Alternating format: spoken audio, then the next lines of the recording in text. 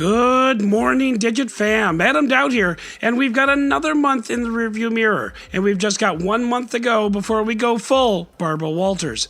And just a quick couple of programming notes. Yes, my voice still sucks, but I'm going to the doctor on Monday, which may mean a later than usual podcast.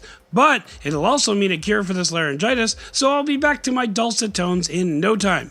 So, let's get to the monthly update. Now that the dust has settled and we've gotten through all the new phones of the year, it's time to step back and take stock. Where do we stand in this bipartisan landscape of Apple and Google? Well, one man was brave enough to reach across the aisle. So let's dive into it. It is November 2019, and this is the month that was. While November saw the launch of new services like Stadia 1.0 beta and Disney Plus, aka Netflix for old people, one thing became fairly clear. The difference between iPhones and flagship Android phones is fairly tiny. And David Amell, reviewer for Android Authority, took the time to review the iPhone 11 Pro Max. And he came out of the other side with a very balanced and unbiased review, with the only slightly controversial conclusion: I like it. David is quick to point out the pros and cons of iPhones as it compares to Android, and he comes to the same conclusion that I've been coming to for years. Both platforms are great, and Android does some things better, iOS does some things better. The comments on YouTube and Reddit were both surprisingly civil, which is a great thing in and of itself. And I mean, the thing is, the differences between the two platforms aren't really deal breakers on either side. I'm on Android because that's the ecosystem I bought into. I could switch to an iPhone tomorrow and be just as happy. Notifications are weak as hell on iOS, and it's 2009 and there's still no number row on the keyboard. And how is this still a thing? But beyond that, iPhones are damn good phones. The iPhone starts at just $699. In the meantime, according to Android Authority's breakdown, the Google Pixel 4 is the price gougiest phone on the market right now. The tides are turning. Of course, this weekend just saw Black Friday deals on the Google Pixel 4 and Pixel 4 XL, which reflect what the price should have been in the first place. Meanwhile, on the Apple side, Apple said, "What's Black Friday? We make profit all year," and yeah, okay, they kind of have a point.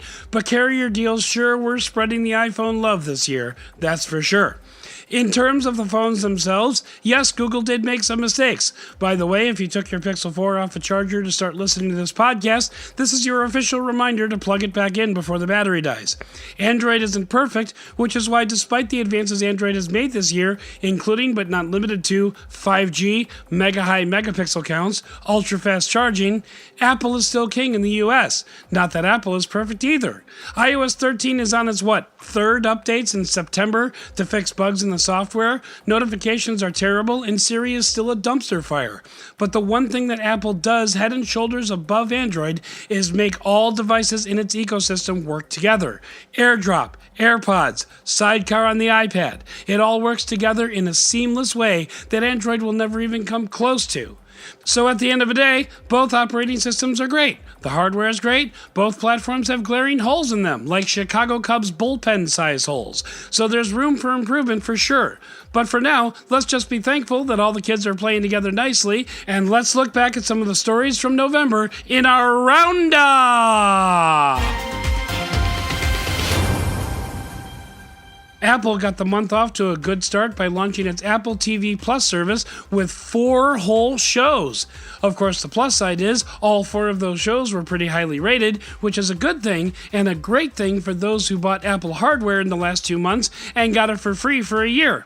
Speaking of Apple hardware, Apple also dropped the new MacBook Pro 16-inch with the keyboard that it should have kept for the past 3 years. Everything amounts to small improvements over the predecessors, but that keyboard is amazeballs again.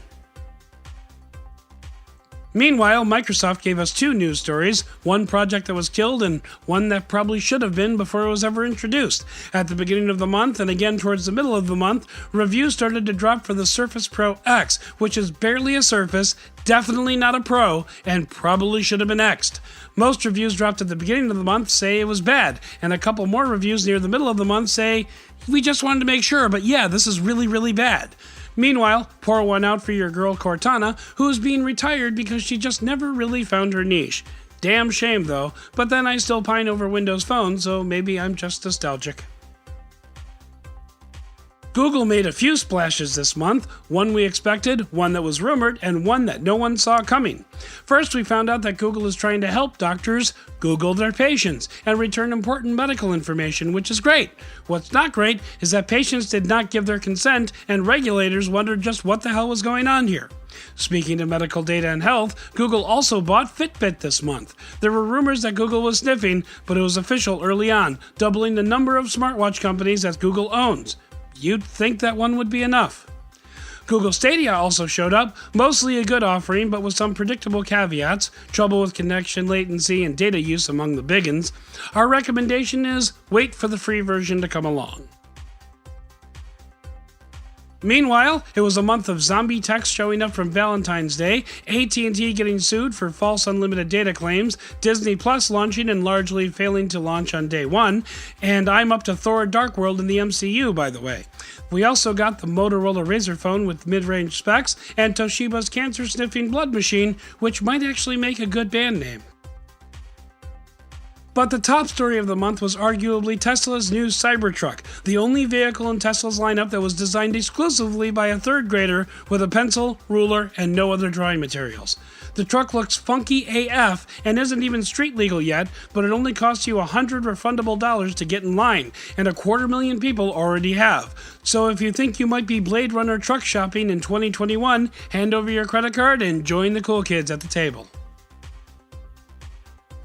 Coming up in December, we have Apple's Favorite Apps event, which really isn't an event, more of a press briefing, AWS reInvent in Las Vegas, Google Flutter Interact, which unfortunately does not involve butterflies in New York, and TechCrunch Disrupt, which rarely disrupts anything in Berlin. So that's going to do it for the month that was. Be sure to check out the links in the show notes for much more detail about all of these events and more, and be sure to subscribe to both the newsletter and the podcast to get your daily doses of all the tech news you need to know. Be the coolest kid at the water cooler, and as always, tell your friends over the holiday turkey about digitdailypod.com. Once again, I'm Doud, Dead Technology on Twitter, and we'll talk again on Monday.